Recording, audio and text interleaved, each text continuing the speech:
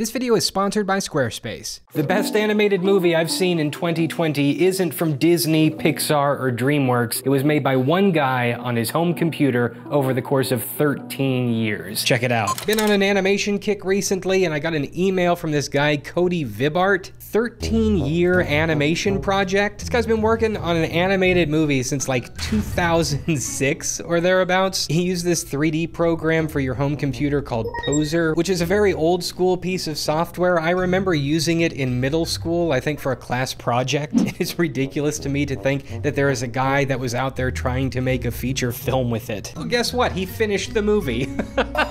It's called The Exigency. He released it on Amazon Prime a while ago, and predictably, I mean, it got basically no attention. What do you expect? You take a look at it and it looks like one of those late 90s 3D TV shows. I mean, it looks like a joke, right? If you saw this on Netflix, you would laugh for a second at how bad it looks and then just scroll right past it. And I know that for sure because that is like essentially what I did with the email. He sent me this email back in May. World's changed a bit since the pandemic. There are basically no theaters open, no new movies are coming out. So this thing popped back into my head and I thought, all right, I'll check this out.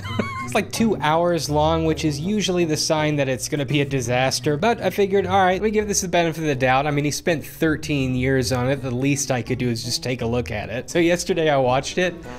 It's pretty good. Honestly, bear with me on this. I was not expecting to enjoy it as much as I did. So here's the trailer for it. Critics agree. The animation is dire. This film looks like cancer. The Exigency. I love it. I love it. I love this guy's attitude. This is a guy, he doesn't take himself too seriously. He is not one of those like pretentious film student thinks they're the next Orson Welles. He knows it looks goofy. He knows people are gonna think that it's laughable. And yet, it is an oddly endearing film. Let's talk about it. So the movie starts out following this guy named Kyle to work, goes into his office, run-of-the-mill Monday morning, gets called upstairs to see the big boss, finds out he's about to receive this big promotion. And yes, I know it looks like hot garbage. You get used to it. The second you stop thinking about the aesthetic, you start warming up to it. Little oddball slapstick moments just work with the style. Mr. Burton, it's good to see you.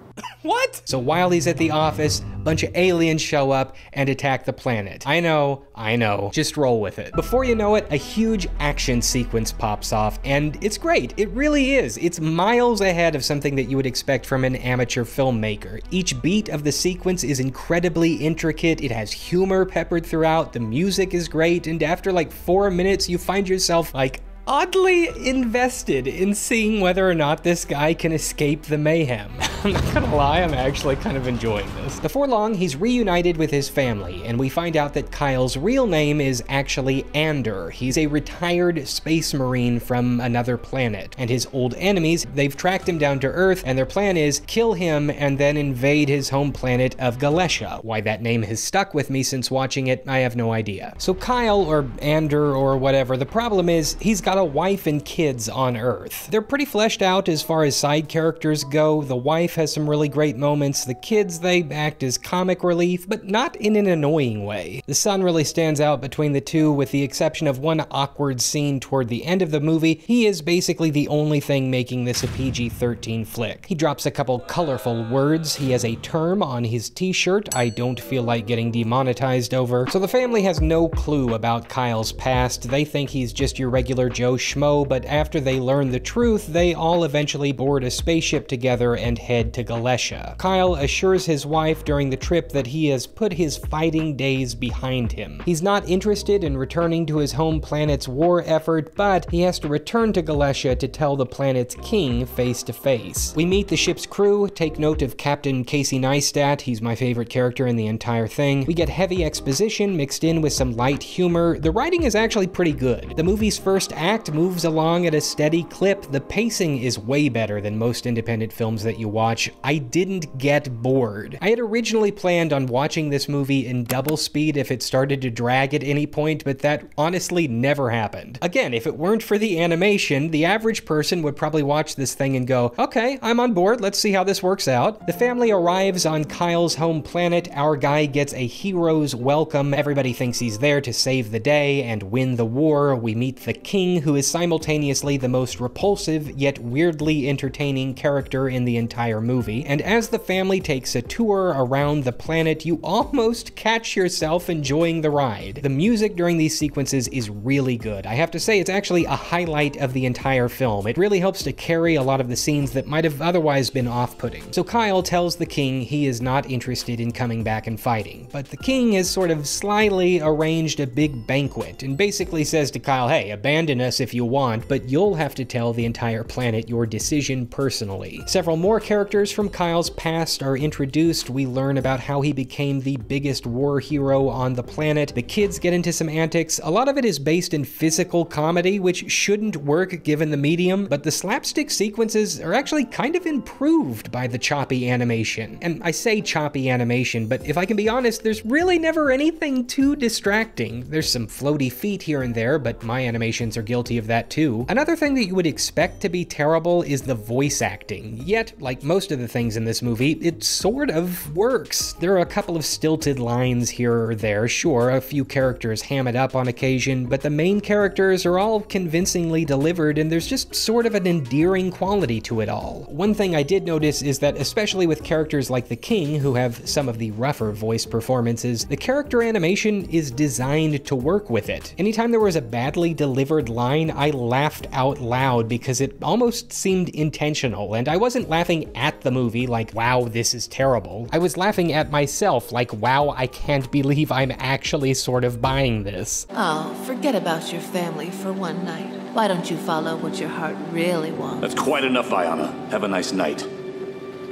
Well, you know where to find me when you change your mind. Don't do it, man. That chick is bad news bears. So the big banquet scene takes place, and this part of the movie really gets to the heart of the story's conflict, which is, will Kyle accept his past and hop back into the role that his planet desperately needs him to fill, or will he return to Earth and the new life that he's created for himself, having now lost the desire for war? Or is there a third option where he can find a way to reconcile these two lives? This is a really interesting theme. There are a few lines of dialogue that really make you wonder what the right option is. Without giving much away, Kyle and his family are thrust into the heat of battle, and the final act of the movie is one long, elaborate action piece that is full of great camera work, great execution. I mean, if this was being performed by A-list actors, you would think it was a blockbuster movie. I can only imagine the amount of work that one guy had to go through to animate all of this on his own. My hat is off to him, because a lot of these moments, like the shootout on the crashing carrier ship, the car chase, the battle with the four-armed alien monster thing, they are all incredibly well put together. There is a cohesion to the entire sequence. This isn't just a bunch of randomly cut together clips. This is a legitimate final action scene. When the movie starts, it's full of very simple animations here and there, but by the end, you have a full-on big budget-like fight scene that clearly took a ton of intricate planning. It makes me wonder if he animated this movie in order. After finishing the movie, I totally get why it took 13 years. This movie, honestly, is very cohesive and has a lot of great moments. It is remarkable that this is the work of one guy on his home computer. But the tragedy is, nobody knows about this movie. As weirdly entertaining as it is, nobody knows about it. I mean, this guy made it, and then he just put it on Amazon, and that's it. I mean, who's looking for this thing? Yes, this sounds crazy. Yes, it sounds like I have lost it, but I sat down yesterday to watch this with the lowest of low expectations. It sounds so dumb. It was one of the best movies I've watched this year. I don't know why. I really want this movie to do well. It really pains me that nobody's watched this movie. I think it's pretty good, and he spent so long on it. People need to watch this. Let's make this one of the biggest movies of the summer. That's something worth working for, right? It's on Amazon Prime right now. If you are looking for an oddly charming PG-13 sci-fi action adventure, buy a copy, rent a copy, support the creator. He spent 13 years on this thing. I can guarantee you this, he has no idea that I read his email. He has no idea that I am making this video. You worked hard, Cody.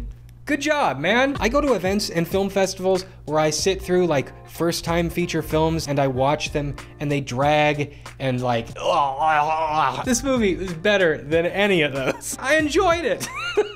So there you go, the Exigency. Information in the description. If you want to bring more attention to it, share this video. And hey, do you have an idea for a creation of your own? Do you have a pet project that you want other people to see? Then you should make a website, and there's no better way to do it than with this video's sponsor, Squarespace. They provide you the tools to build a beautiful website tailored to your specific needs. The process is simple. You start by selecting from one of their many stunning templates and then customize it however you want. Let's say you're an aspiring podcaster or musician. They have a feature called audio blocks that take the headache out of publishing to the web. If you've got multiple social media accounts, simultaneous posting helps you push updates super fast. Even if you've got a piece of artwork to sell or an idea for an online business, they make it easy to set up a storefront and get the ball rolling. You can get started with a free trial at squarespace.com today. If you like the experience, then when you're ready to launch, head over to squarespace.com/AustinMcConnell to save 10% on your first purchase of a website or domain.